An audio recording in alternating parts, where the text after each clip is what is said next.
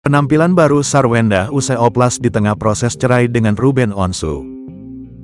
Di tengah proses cerai dengan Ruben Onsu, Sarwenda terbang ke Korea demi melakukan operasi plastik alias oplas.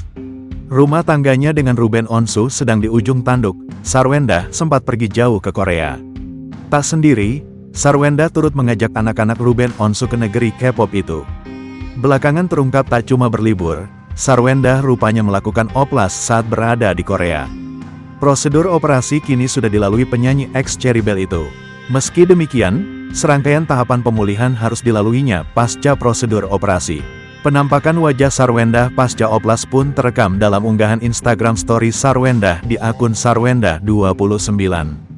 Nampak pada area pipi dan dagu orang tua angkat Betran Peto itu tengah ditutup benda semacam perban.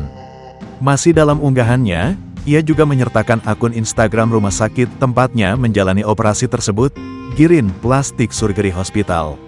Lokasi rumah sakit tersebut berada di Seoul.